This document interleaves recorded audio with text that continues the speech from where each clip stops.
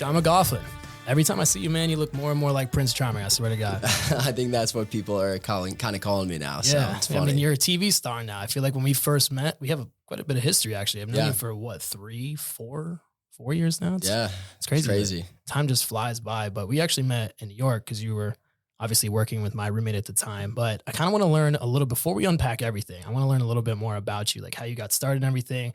I know the Bachelorette kind of took over a lot of your life recently, and that's been really, really cool to see on social media, what you've been up to. So I want to unpack that story, but were you on Bachelorette season 19, 20? Season 20. Season 20. Okay. 20 great. seasons. Yeah, it's crazy. That is wild. I really want to dive into that, but I kind of want to learn a little bit about who Sean Mclaughlin is at first. You're not originally, I know we're in Tampa now, but you're not originally from here, correct? No, I'm from New York originally. New York? You're upstate, right? Upstate. Yeah, like Albany, Saratoga area. I'm from a really small town. Like I grew up in a place maybe had 500 people in the town. Like everyone knew everybody. So really? Yeah, getting down to New York City eventually was a jump scare. And then obviously with the show, that was kind of huge news from where I'm from. So huge jump, right? Yeah. Okay, so you're from like a really small town. I know we met in New York City. Is there so you went to college in upstate New York too, right? No, I went to Fordham University down the Bronx. So that's how I ended up down there. I was dating a girl. I went to University of Tampa in Florida originally, played baseball. That's what I thought. That's what I thought, how you had the connection from both cities. But yeah, so I was dating a girl in New York, and when I was at University of Tampa, I kind of got into, I wanted to be an investment banker on Wall Street, right? Okay. That was the dream. So I was like, you know what? I'm dating this girl. I'll move up to New York City. That's where Wall Street is. I shot at some internships there. So I move up to New York.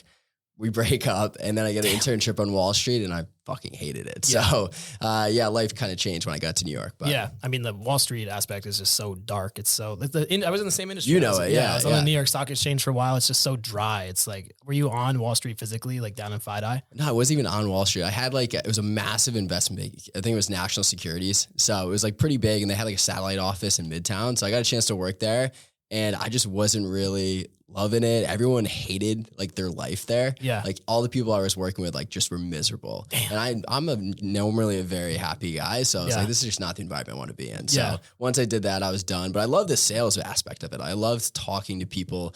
And that's kind of where I realized, I'm probably good getting into sales. Yeah, of course. That's what made the leap right there. It's actually like, this is too dry for me. I kind of want to use my personality more so, right? Yeah. Kind of be more client facing. That's how like the Barstool thing happens. Like when I got to Barstool. Oh yeah, you worked at Barstool too, man. You've had a crazy life. My resume is actually pretty crazy. Yeah. And it all has happened like organically, like out of the blue. Like the Barstool thing, I met a guy at a bar, and he ended up working at Barstool, and he's like, oh, like, you're a great person to talk to. We're looking for interns this summer. I was going to school at Fordham University in the Bronx, so I could like work in Manhattan, then live in the Bronx because I already had an apartment. So I went into the office for an interview, and like they were looking for social media people, which like I'm apt enough to be able to do that, but it's not really what I wanted to do. I was like, I'm interested in sales as well. So they threw me into it, and I just kind of, molded where I wanted to go. You do everything there. So like you're not stuck to one position. Oh, that's nice. So then I got to Barstool, and like Dave wrote that blog about me, which was crazy. So he did? I didn't. Oh my God. Yeah. So when I got there, most people that work at Barstool, right, like they handled the social media accounts for their college, university they're at. So I show up, and everybody in that intern class did that besides from me. Okay. So I show up, and they're all like, they were great guys. I love them. I still keep in touch with a few of them, but they didn't necessarily, they looked like someone that like, did social media before it became like kind of hot. Like, before it was cool. They're just like, weren't like, I don't know, sound like a dick, but like, they just weren't like the best looking people. They were fine. They were great, but they're, I guess, seems compared to like the people at Barstool seem a little off. Like some of them look a little different. Like, who's that guy? Big Frank. Like Frank and Tate, like their personalities, and they're great, and they're all great at what they do, but they just didn't, I guess they didn't look like me. I was kind of the oddball out. So like when I got to the office, Dave saw me, and like on camera, they're doing the rundown, which is one of the shows they do. And he's like, who is this kid? Like, what are you doing here? He was like, really like seriously, like, I can't believe they hired you. We don't hire people that look like you. And he wrote a blog, and it was like titled like Smoke Show Intern with a Face from the Gods. Like, who hired this fucking guy? Really? That's sick. You can still look it up. It's crazy. So that came back around when I was on the show too, which is wild, full circle moment. That's awesome, man. So what was your experience at Barstool? Was it more so just the internship? You said that you had your hands dipped in a couple different things, but you said that stemmed to go to sales. So what was the experience that made you want to take that career path? Yeah. So when I was in Barstool originally, I was handling, like, I was just going through the DMs of Barstool, trying to find funny videos that we could post on the main channel at first. And then, there was, this was right at the time when they started to, grow, and they got funding from the training group originally. And they brought in Erica Nardini and Deirdre Lester, who was their chief sales officer, CRO. She was great. So I started working under her with some of the account executives there. We basically would work with, brands, a lot of them with alcohol brands. Yeah. And I kind of saw how they were operating. Like, hey, if you work with, Budweiser, whatever it's going to be, we would do activations for all the talent that was at Barstool. And I love that aspect of it. I still did everything. I did merch, did radio, like whatever they needed help with. I was kind of utility player, didn't have like the biggest part, but that's kind of how sales came into play. I was like, wow, I think I'd be really good at that. I ended up getting a job at the software company. I know Eric. And that's kind of where I got into like the SaaS and becoming, a certified salesperson, I guess. Yeah, for sure. Cause I know even from when I knew Eric, he was like, you should meet Sean. He kills it at the company. And you were always like telling me like sales is even better than investment banking. Like just saying, like, the money that you were making, just the opportunity within sales. So have you took the leap from Bright Edge, right? You went, sorry, not even to name drop the softwares that you work with, but the company you work with, then you went on to work at a different company, correct, down here in Florida? Yeah, payroll and HR software. We can name drop as Paycom. They're massive. So I came down there and started working there and loved it. Like really loved Paycom.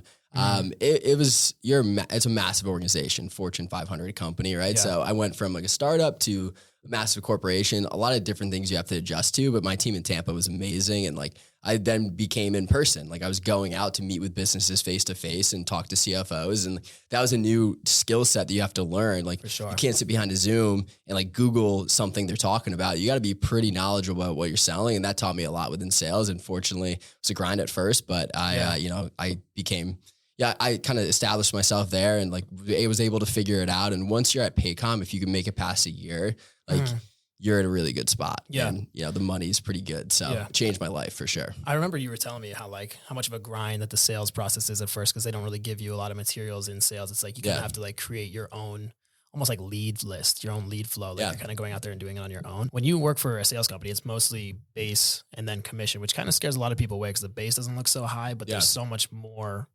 opportunity for growth, like glass ceiling type of thing in sales. Does that ever like deter you away from things? Is that more of like does that inspire you more to kind of have like the entrepreneur type of role with it? I think for me, Paycom was great because you had a pretty high base, but it was also uncapped earning potential. And once you get into the bracket, your commissions get pretty large. Like we got 40% commissions or something like that. Wow. So if you're selling a lot, like once you hit that bracket of getting the 40%, it's awesome. Yeah. And it was never really a deterrent for me. I'm always the type of personality where it's like the harder you work, if you're able to get more out of it, that's always going to motivate me. Like I never wanted to get into like, hey, I'm capped out. Like my base salary or my salary is $100K. Yeah. And no matter how well I do or how bad I do, that's what I'm going to make. Yep. I always wanted that motivation to be like, all right, if I do well and continue to do well, I'm going to make more and more and more. So that's kind of what motivated me and like has been so helpful for me in my personal life and like, buying a house and all those things. So yeah, that's kind of the mindset and, what I really enjoyed about Paycom and in sales in general. Yeah.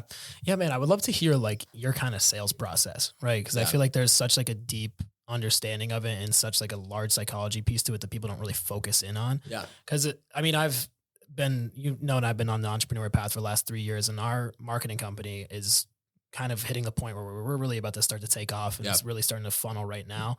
But a lot of that process now is like everything's infrastructure in place, technologies that we've developed are in place, and now it's just scale. Mm-hmm. And that scalability really just is sales. Now we just have to sell ourselves as a company, sell our services. So I've really underappreciated the fact, and now I really kind of am like hyper aware of how like sales is so important in any aspect of it, whether it's selling yourself in real estate or selling yourself as an employee. Like you're selling yourself at any aspect. Like obviously even on the Bachelorette, there's some portion of like psychology to sales to yourself, because you have to, pitch yourself and why you're the best. Right. Yeah. But I want to hear like how you would approach selling something. Like we can even take an example of Paycom, or how are you approaching, whether it's like a cold lead, warm lead, like what is your like viewpoint on how you approach somebody to sell them a technology? Or let's start with technology. Yeah. I think the biggest thing for me is one, like they got to like you, like and Paycom in general, like people are going to buy from people they like and they also trust. So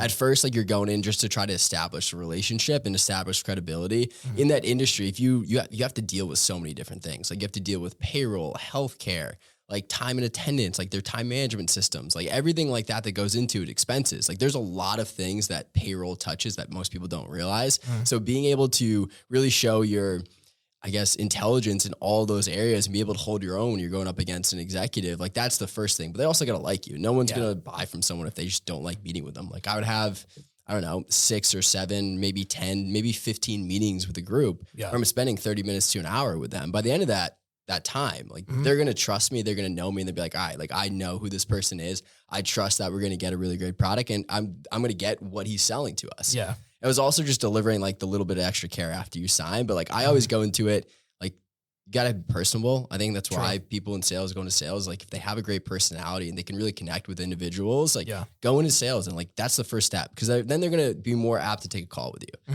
At first, if I get on someone on a call and you're selling something really great, like you're going to be able to generate interest that way. And that's going to carry you on. Like what I do now with the employee retention credit, I work for a tax advisory firm. Yeah. The way it works is like if they like you and they get on a call, like chances are they're going to be interested in getting a pretty significant cash rebate based on what happened during COVID. Yeah. So the first step is getting them to like you, then you get them on a call. And then after that, it's pretty, you're relying on your team because I'm not the one doing the calculation. Like I'm not the one doing that. I don't have a lawyer. I don't have a law degree. I don't have CPA. Like I have my team doing that, but I'm kind of the face of the whole thing. So if they trust me, then they're going to trust the people they don't really see behind the scenes. Exactly. And it just works out a little bit better. Yeah. It's interesting because like I'm sure that what you see on the sales side and versus what I see on the sales side is so different because, and correct me if I'm wrong, it's weird to be like sold. Like it's almost like you kind of have to be, like you're saying, personable, because if you're kind of being like almost reading from a script, like most of these companies do, I feel like most people would shy away from buying from you. Totally. Right? Yeah. Totally. And if you think about it, I always go into sales. Like sales is a lot like dating. Yeah. Like truly, like if you're on the one side of pursuing somebody, right? Like they got to be comfortable. They got to want to talk to you. Like if they don't want to talk to you and they're not comfortable around you, like you're probably not going to go on a date with that person. The same thing from if someone's trying to pursue me, right? Like if I kind of feel like they're like over pursuing me or pursuing me too hard or I'm uncomfortable around them, like I'm not going to go on a date with that person. Yeah. So I relate the same thing to like going out to try to get meetings. Like if they're comfortable around me and they like spending time with me, chances are they're going to hop on a call with me. Yeah. But also if I'm too heavy on the pursuit and like go, I guess like you can call it like love bombing them. Yeah, exactly. If you're love bombing them, they're not going to want to get on a call with you. So it's a lot of things in sales kind of parallel to like other life, which is pretty cool. Yeah. For the lack of a better word, it's almost like a turnoff if somebody's like really coming at you. And it's crazy because there's different tactics nowadays where I get millions, not millions, but thousands of emails all the time, like cold emailers. Cause that's like the big thing nowadays. It's like, hey Scott, understand you run an agency right now. Love what you're doing. They'll like try to like personalize it a little bit, but then they just like go right into, how about I can book you 10 more calls or bring $300,000 extra in revenue to your business right now? I'm like, how can you relate those numbers? Like, I know you're supposed to like sell them a little bit, but when you're telling me exactly what you're going to get from me without even knowing like the model, it's just like a turn off because it feels like too much of a pitch, So and some people respond to that. Like I like, you got to kind of know your audience as well. Cause like, I'm the type of guy, if like, I actually like really appreciate the consistency and like, the determination, I guess you can call it, where it's like, I've had deals come my way because I just didn't stop emailing them. Okay. I'm like, hey man, like I've sent you 100 emails. Like you haven't hopped on a call. Like I wouldn't be emailing you if I didn't think it's gonna be worth your time. Like what's going on? And after 100 emails, the guy's like, you know what? I appreciate, the relentlessness that happened. Like, hey, I'll give you 30 minutes or 15 minutes, whatever it's going to be. But then there's people that will never respond to an email and will never get on a call with you, no matter if you emailed them a million times. And like, that's the game you play. It's a numbers game at the end of the day. Of course. Yeah. You're never going to land 100% of it. It's even if you can get like 5% of those people on a call, but it's interesting because I feel like we're the same way. As like, once it's right in front of you on a call, it's almost like you won the game almost, right? Because like, then you have the personality that you can run with, but the hardest part is always getting them on the call, interested, that kind of thing. Cause I feel like it's every industry, but okay. So you talked about the tax credit thing, right? That's your new job. So you went from Paycom to the tax credit side of things. Yeah. What was that jump like? Cause I know there was a little in-betweener, which is like the main event of what I want to get into. Was there like a little like not conflict of interest, but like kind of like time management thing when you got recruited to go on the Bachelorette when you were with Paycom, or is that like the reason for the jump, or was it just a better opportunity? So with Paycom, I'd worked there for over 2 years and they let me go on the first, like the Bachelorette.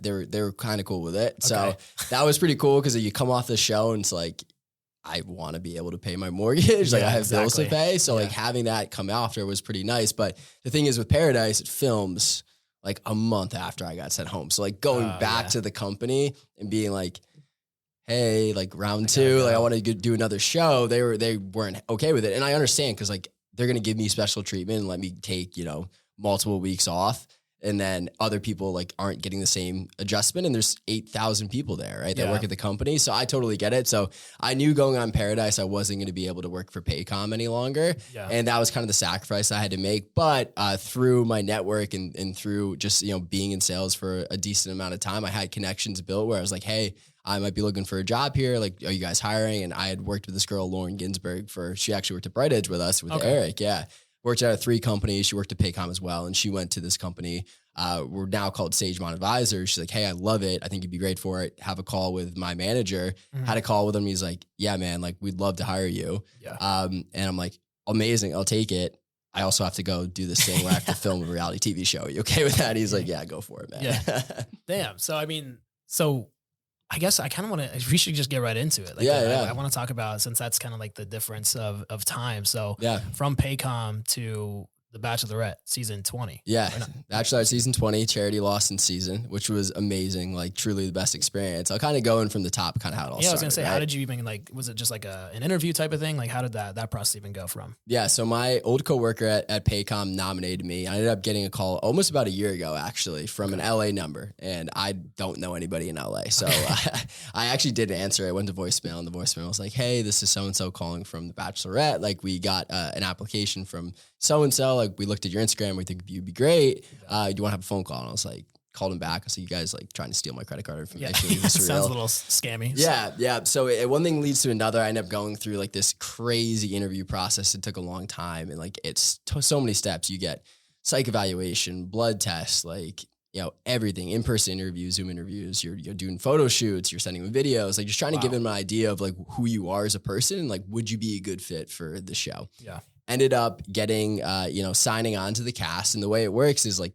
you're not on the cast until you show up at the mansion. Like once you're there, night one, you're on the cast, but like they could theoretically cut you at any time. I've heard that. I've heard somebody was going to be, I knew a girl that was on The Bachelor. Yeah. And then she was on, but then she ended up getting replaced by somebody else. Yeah. Like, So before they it even started. They always release, like at first they'll put Facebook, like the cast, like preliminary cast. And there's always like people that get cut before they actually go to the mansion.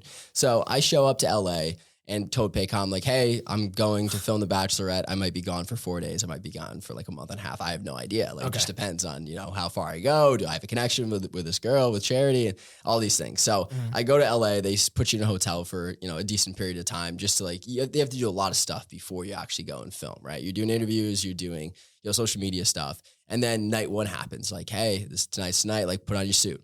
So they're like, be ready at 6 o'clock. And I'm so like, it's like quick. It's quick, right? So I'm putting on my suit. I'm ready. I'm all excited. Like this is the first night. I'm actually hyperventilating. Like it's pretty crazy. And 6 o'clock comes, 7 o'clock comes, 8 o'clock comes, 9 o'clock comes, 10 o'clock comes, 11 o'clock comes. I'm freaking out. I'm like, am I not going to go? Like what's going on? Yeah. And really there's a lot of moving parts. Like they were just trying to get things set up. Like it takes a long time to film 25 limo entrances and you know, the lead is doing and Charity's doing interviews in between them and like, you know, doing breaks, all these things, right? So I show up to the mansion. It's 12:30 at night. Damn. I hadn't had a single drop of alcohol yet. And I'm so nervous. I remember like pulling up in the limo and I'm seeing Charity and I'm like, can't even speak words. I'm in the limo with like a great group of guys and I'm like shaking. And thankfully it was cold in LA at that point. So I'm like, oh, I'm just a little cold. I'm a Florida boy. So, you know, can't deal with the cold. But I remember getting on a limo and like somehow by the grace of God, I was able to get words out and it actually went okay. But that was my first iteration into it. I'm like, oh my God, I get to the mansion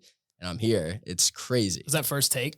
First take, that's all you get? Yeah, no, it's real. Like people are like, oh, like you have to redo stuff. Like not really, like not stuff like that. Like you're not redoing the limo entrance. Like, oh, go back in the limo and redo it. No, you're not redoing stuff like that. I remember watching the first episode. I was like, I just gotta watch this. And then you were probably what, like 18th, 16th, something that like further back getting out of the limo. I was like, where's Sean? I was like, oh, I think we were the last limo. Like we were the last people to get to, I got to the mansion. Like there was already like 20 guys there. Yeah. Yeah. What's that like? Like the pulling up the mansion. What's the mansion like? Is it just like a house where you stay at or? Yeah, no, you film like the first week you film in the mansion. It's a house. Like somebody owns it. Like somebody owns that house and like they turn it into the Bachelor mansion when they're filming the show. So you show up and like there's some rooms that are all production, right? But like majority it's just living area where you're just hanging out and like doing what you normally do. But there's cameras everywhere. So they're just filming you. Yep. So I showed up and there's 20, like the most, first off, everyone's tall. Like everyone's like 6'4". Yeah. And like I'm not a small guy. I'm like 6'1", but I show up to the mansion. I have guys like Xavier and Dot, and Xavier's 6'6", Dot's 6'8". Those guys were always huge.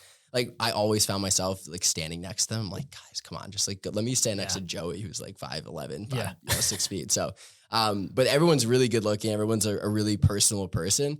And like you get a little bit self-conscious. Like not many times are you going into a room where it's like 25, like really great looking dudes, really funny, all personable, like all have this same style of a personality that, you know, it's almost like you're the same person. You look so different, but you're the same person. Yeah. So we get along really well, but it's a very intimidating environment. Yeah. I mean, that's kind of like a pat on the back to the casting crew, because it's like you're really looking for those types of people. So if you're like, it's almost like you're not looking in a mirror because everyone looks different, but same personality type of feel. And there's like nuances to everyone's personality, but it was just a really great group of guys. Like they casted Charity season so well. Like they're some of my best friends now. Like they're people you want in your life. Like I just saw you at a concert the other day and you're with somebody. Yeah. Like from was he on season 20 or was he on two people. So James Pierce and Caleb, who's actually a WWE wrestler. He lives in Orlando. So they came out. We stay in touch. We have a huge group chat and it's so funny. Like we all still keep in touch. It was really just like an amazing group of people. And I was very thankful that was the season I went on, because I don't know if they're casting like that all the time. Like maybe they are, but like our season was ridiculous. It was amazing. Awesome. Yeah. It's cool that you can actually like develop relationships after the show gets started, like for friendship wise too. Yeah.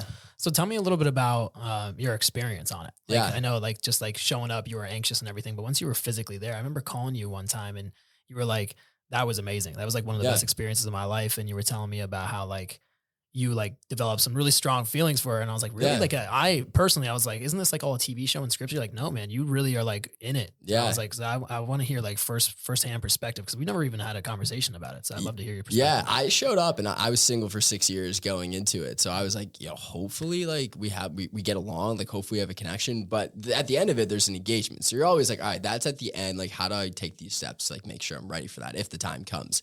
And like, I wasn't expecting connection. Thankfully, like we did. Like, Charity's the most amazing person. She's great. Yeah. So like going into it, like you kind of get into this whirlwind experience where like, oh my God, like I'm starting to feel things. It was really cool. And I separated the two. So you have your experience and like your connection with the lead, and then you also have your experience with the guys. And like, for me, hanging out with the guys was some of the most fun times I've ever had. Like you're in a mansion in LA, the bar is open, you can drink whatever you want. You have whatever you want at your fingertips, and it's like a frat house almost. I was going to say that. Yeah. But it was super cool because you had that relationship. Then you're also building a relationship with the lead at the time. And like, that was like a really, it takes a while for you to kind of have the mindset coming off it, like going back to reflect and be like, okay, like obviously, like I think Charity and Dotton, who ended up together, like meant to be together. Like that was so cool for me to see coming off it, because you get to view it back and like knowing what was going on and knowing who Dotton is as a person and kind of getting a feel for who Charity was. Like seeing that love story was amazing to watch. Really, like so thankful that they had that, because like that's how it's supposed to end. But like each time you watch it back, it's a little bit different. So once I got removed from the situation and then got a chance to reflect on it, all I could keep thinking about was like the experiences I had. Like they were so cool. Yeah. Like it's unlike anything I've ever done. TV aspect of it, doing interviews, being on camera, like connecting with the guys, like going on these crazy dates. Like we had a date where you have to write a song and sing it in front of like 200 people. It was, I've never done karaoke before, let alone write a song and then sing it in front of 200 people. Like you get so far outside your comfort zone. And I think that's the best part of it was you don't have your phone. You're not watching TV. You're there. You're very present in the situation you're in. And I think as a result, you do have amazing experiences and you just create like the best friendships out of it. Yeah, that was cool. Say, like if you're like really present with no phone, no distractions, nothing, it's like you really are physically there. And going back to the cast, it's like guys that are just like you. So I feel like the friendships and the bonds that you probably create at that aspect is like probably unbreakable, right? It's almost like you're still together now, right? Yeah.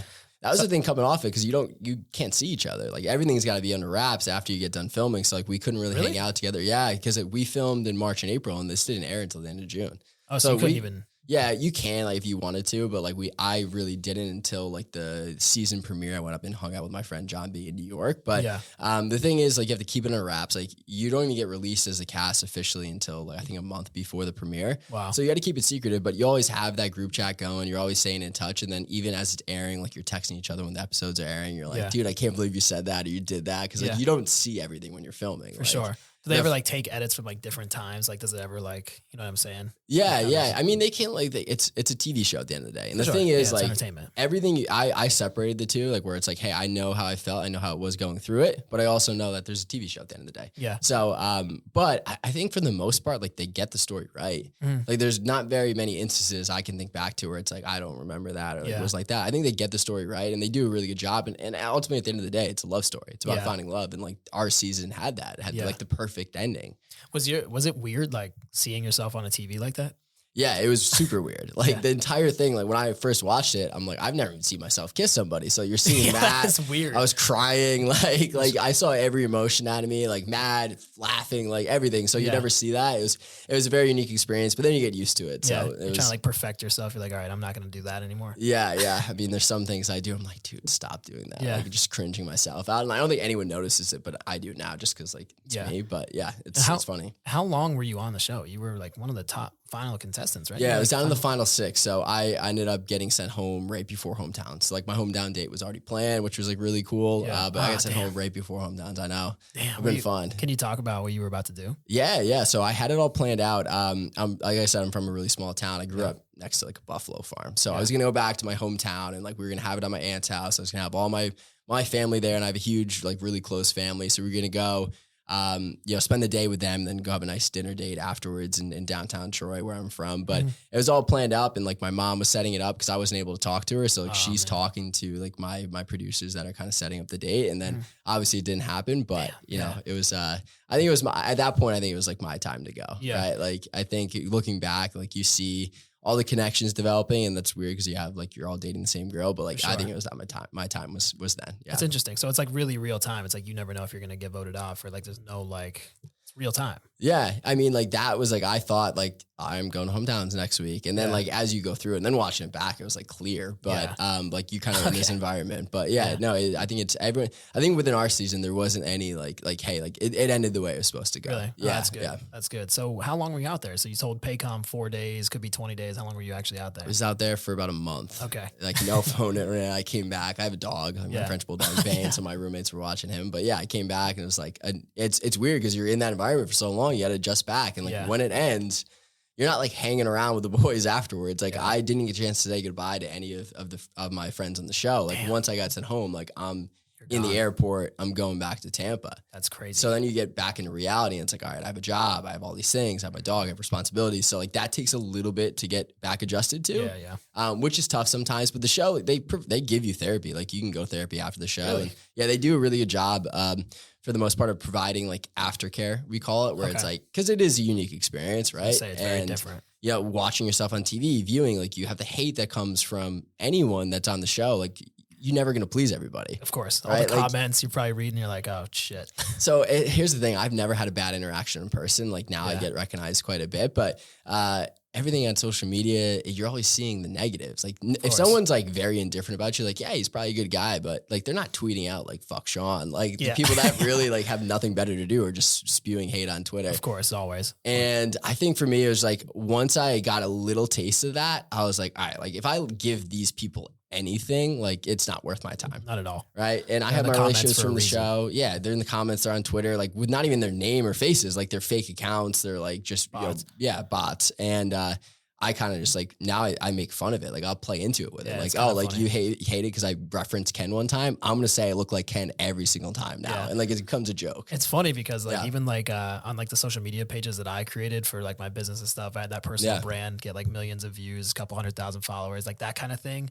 That was like, all the comments are just so negative, no matter what industry you're in. It's almost like they have like bot accounts just for hate. Yeah. But I mean, no publicity is bad publicity really at the end of the day. So, and no one comes up to me in person like, yo, I didn't like you on the show. Like everyone comes up like, oh my God, it's so great to meet you. And like, I try to do a really good job of like, if someone's coming up and saying hello and they know me from the show, like I try to talk to them for as long as they want. Yeah. Like, I really don't cut it off. Like if we're having a great conversation, I'll let it go. Cause I know how like how big the show is. Like For people sure. have been watching this for like Bachelorette's 20 seasons. The Bachelor is on their 28th or 29th season. So like there's a combined, 48 seasons of the show, which is kind of like, you have daughters watching with their mothers, you have families watching together. Like it creates an experience. And like I'm very thankful to be a part of it. Yeah. And like I try to be great to everyone I meet in person, and I haven't had a bad interaction. Yeah, that's great, man. I saw you up in New York at the tennis, what's it called? The US Open, US Open. And I've been following Jason Tardik for a while just because he's a business guy. Shout out to Jason. He's great. And I saw you with him. I was like, damn, this is like really like a whole community that he's now like a part of. Yeah, it's like an alumni network. And the thing is, you have the shared experience that no one really understands what it's like to go through the show.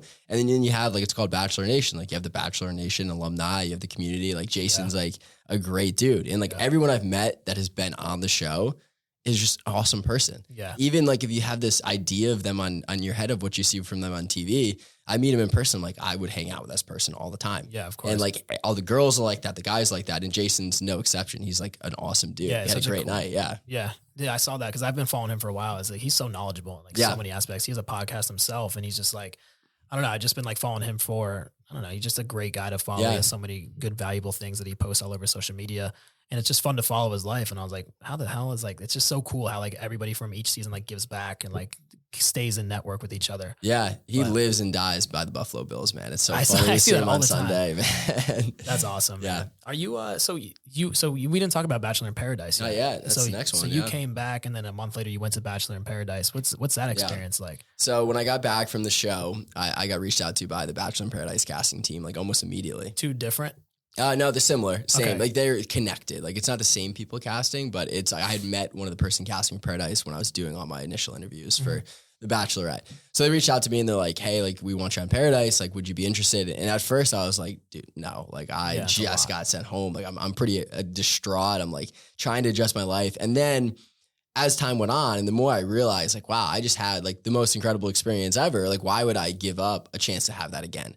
So then I finally said, yeah, like let's do Paradise. And then that's when Paycom faded, but that's when Paradise started and like shipped me off to Mexico. Hell yeah. Yeah. It was so much fun. Not two bad vacations, LA and Mexico. Well, we went to LA, San Diego, Washington, and New Orleans for the Bachelorette. And then Paradise is all in Mexico. So that was like, you're not traveling, which is kind of cool because like nice. Traveling is great with the guys, but if you're going international, like having to go travel, get in different time zones, and then wake up and film, like that's tough. Like Paradise, you're just there. You're existing on this beach and they film it. Yeah. What was that like? What was that experience? It was good. I mean, I had a blast in Paradise too. I wish I really went into Paradise thinking like, all right, I could like find my person on the show and I'm going to leave with someone. And I really did want to leave, whether that was engaged or in a relationship. It just didn't work out with it didn't work out for me there. Like, I don't think my person was on the beach, but again, it made such amazing friends. Like I had a great time. Like it's very fun. Although the living conditions aren't great. Like you're sleeping in open air, you have no AC. Damn. Like sometimes you're filming and it's, 100 degrees on the beach. So it's not like the most glamorous. You're not staying at 5-star resorts, but I had the best experience and it was so much fun. Like you're just hanging out. And a lot of my guys from Charity season ended up going to Paradise. So I saw a couple of who's the guy that had the earring? Yeah. So Braden was there, Aaron B, Aaron S, Tanner, John Henry, Mike B. So you had quite a few. I think it was like almost all Charity's guys, which is great because it's your friends, right? Yeah. So it wasn't weird like going there and meeting a bunch of new people. It's kind of cool because like everybody has like their own like demeanor or like characteristic on each show, and like wasn't I forget his name, right? Braden, you said? Yeah. He was almost like the villain of the show, kind of. Yeah, not really a villain, but like he was just like one of the things. And Braden like himself is like great dude, but I think like he's just like unintentionally destructive sometimes, like where he'll like get himself in situations and he's like just it blows up in his face, or like blows up for people around him. But he's not a bad person, like So he was there and he's a great personality. He makes unbelievable TV. Like he's fun and entertaining to watch. Like I love watching him on television, but I think just unintentionally destructive sometimes. And he would probably agree, like, yeah, man, like totally. That's awesome. How long were you on the island? Oh my gosh. I think it films in total for like a month. I was there like half the time. I was on 5 episodes out of 10 that we had. Yeah. Okay. Yeah. And then you came right back here and then you're still working, tax credit, right? Yeah. So when I came back, I probably had about 2 weeks off before I started a new job. And then like I was traveling. I went to so many cool places. After Mexico, I went on like a 2-week vacation because I had 2 bags packed. And I was like, I didn't have any. My dog was with my mom in New York, so I didn't have to come back for that. And I was like, all right, I went to LA for 5 days, saw a Dodgers game. My buddy plays for them. So I saw him pitch. And then I went to Tahoe and spent some time with Aaron S. So like, I just would travel the country, was going to go to Oklahoma. And then they got hit with the tornado. There's supposed to be a tornado. Because my friend plays in the Dodgers organization as well. And he played in AAA in Tulsa, I believe, or Oklahoma City. So that trip got cut short. And then I went up to New York to watch the premiere with John B. So I just traveled a lot after that. And then went out to LA for training for the new job. It's crazy how much has happened since the last time I've even seen you. It's like your whole life has like been, but it's happened so fast. I remember you were texting me and you're like, hey, come to my housewarming party. And next thing you know, I missed the housewarming party because I think I went back to New York or something came up. And then like a week later, you're like, hey, I'm going in on the Bachelorette. Out to LA. I'm like, Jesus. Like, and then you're next thing you know, now all this has happened to you. It's crazy. I look back at this year and it was pretty crazy. Like 2023 for me, like totally just changed everything. Like the last 6 months itself, like 2 TV shows, watching them back, like all this new friend group, traveling so much, the new job where I got a chance to see the country, like everything changed this year. And this was just insane. I still reflect on it. Be like, wow, like, is this real sometimes? You gotta create one of those like recap videos of 2023. There's gonna be a lot of like peace sign photos, but be like an hour long of everything. So now what, man? Like you traveled a lot this past month, right? So you were all over the country just for your job, right?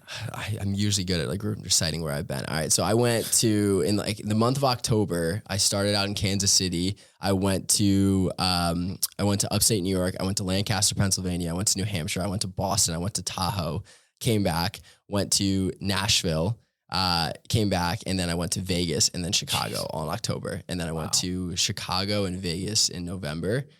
So I've been all over the place. I also went to cool spots like, Roanoke, Virginia, Grand Rapids, Michigan, which I would never go to normally, but the job I'm working now, like sends me these places that are sometimes a little bit remote. So I've done more travel this year than I ever have in my entire life. I love it. It gets old sometimes, but it's been a really cool experience. Say you bought a house and now you have to not even live in it. You're just all over the map now. Yeah, I think I spend more days in a hotel than I have at my house, which, not the best, but it's that rock star lifestyle. Yeah, I have a lot more respect for people that travel frequently for work now. Like just the routine element of it, like sleeping in hotels, like new time zones, like not making your own food, which something simple like that is like, for me, such a big part of my life is the nutrition and like the diet aspect. Now I'm eating out every night. So it's like trying to figure out a way to like maintain the healthy lifestyle, but also living on the road. Tough sometimes, but try to do the best I can. The gym sucks. Like, man, like hotel gyms don't do it. I try to do the best I can, but it's been a really cool experience. This year has been wild. Still single, but on 2 shows didn't work out. Hey man, the third one maybe the third one, we'll see. Maybe there's love in Tampa somewhere. Hopefully, man, I'm looking for it. I mean, I want that. It's just like, maybe reality TV just isn't right for me to meet my love life, but we'll see. It's interesting, man. The road trip lifestyle is definitely not easy either. I remember when everything happened for me. I know, like when everything started going off on social media for me, like 3 years ago now. I think it was in New York. I did that cross country trip, and even that I was gone for 3 months. Stayed in like 30 something cities. Mostly by myself. Like I knew a lot of people in a lot of cities and campouts that I was doing while I was all over the country. But that lifestyle is not easy. Like taxing on the mind. Like you're always traveling. It's a new city, new hotel. It's just a lot. Like you always got to be on too, especially with like what I do for conferences. Like I'm meeting people for the first time, like every single second, right? So you always got to be on, and you always got to be, you never take a break with it. And then you're entertaining clients, you're entertaining people at night to try to get deals done. So it's exhausting. It was also tough doing that where the show was going on. I think I needed to be able to do that because it took my mind off some of the hate you get on social media. For sure. But like being able to travel, I'm in cities where I have friends now, and like just being able to have that support system. If you have an episode and like something goes wrong or whatever, and like you're always going to have those mistakes that you make. But I think it was definitely needed for me in this life. Like at this point, everything's kind of lining up. 100%, man. I love it. I love seeing like from what we were doing in 2020 up in New York, like we were just packed away in our little apartments. COVID was happening. We're all like working remote, trying to figure out what we're doing. To now seeing what you've been able to do over the last, what's it been, 4 months, 5 months? I think 6 months. I filmed in March, so a little bit over that. But it's been crazy. And I'm just I'm open to like what's next. Like what you're saying, like this is like my next move, right? Like this all happened like by a phone call. Like my whole life the last 6 months started because my coworker nominated me for this crazy reality TV show, and like everything kind of lined into place, the new job. So I've become very appreciative of that. Like, hey, like your life can change any moment. Yeah, man. And like there could be an opportunity out there that you go and crush that you love. I always refer to like you're only one connection away, because that could be anything. It could be a phone call. That could be, we got a call from a client small client, right? Like in my marketing agency. Yeah. And then they introduced us to somebody, and then this next person called us today. And honestly, can't talk too many details because it's not in fine print yet, but like that one small connection that we just helped a little bit stemmed over to a third connection, and now like things are really going to start helping us out immensely. So you just really never know like what one person could do, or one connection, or one experience. Really, it's like all one decision. So it's one conversation. Like the bar still happened because I went to the right bar at the right time and talked to the right person. It's crazy. And like everything kind of lines up. That's how life is sometimes. It's crazy. You go back and like, how'd you end up to where you're at right now? And if you go back at your entire life and all the kind of big life moves you've made and like the stuff that's happened, you trace it back to like little things. Like, hey, I transferred schools. I went to a new school.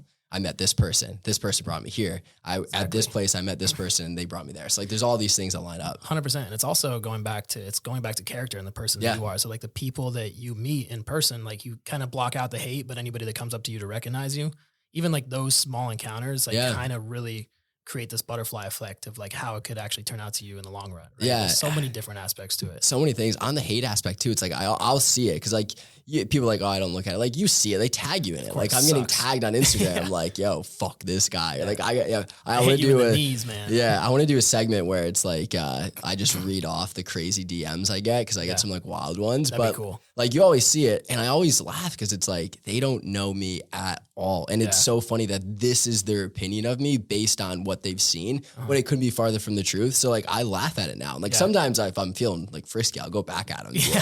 Like, thank you, Gene. I really appreciate your insight into calling me like a dick or something like that. Whatever have to be sarcastic, but can't get too much into it, or else you just go down like that old like hometown, small town Facebook fight, you know? Yeah, it's like I always try to take the high road, but like one comment was just like, I hate you. I can't believe you're on my TV and I have to watch you like every Thursday.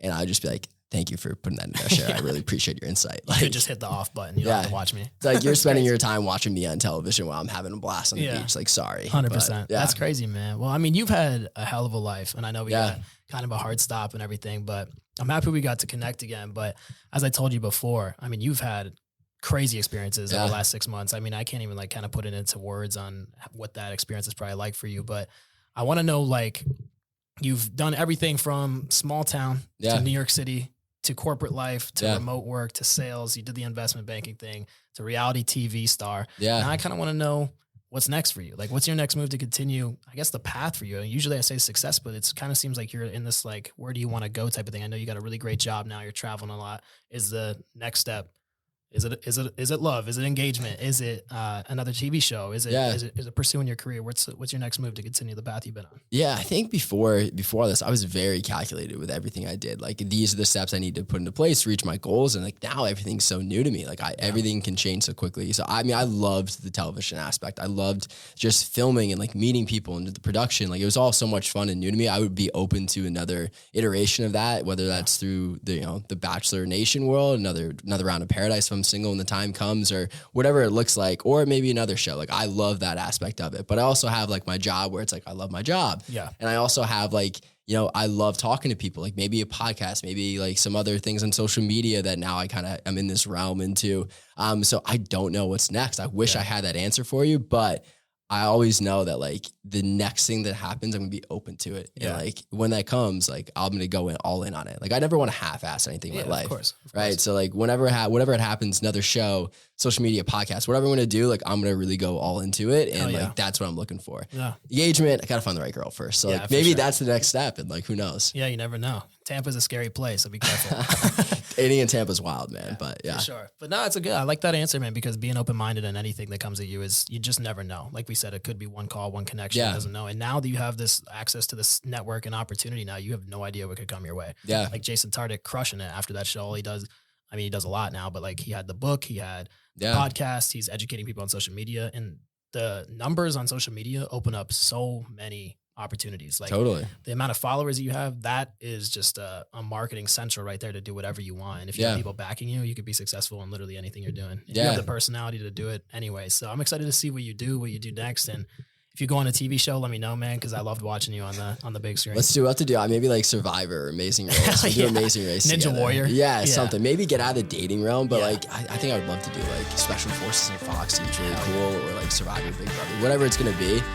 But yeah, maybe that's in the future. We'll see. Oh yeah, man. Well, I'm excited to see it, but I do appreciate your time. Thanks for coming over and telling us your story, man. Dude, thank you for having me on. It's been a long time coming. I really appreciate it. Yeah. All right, good to see you.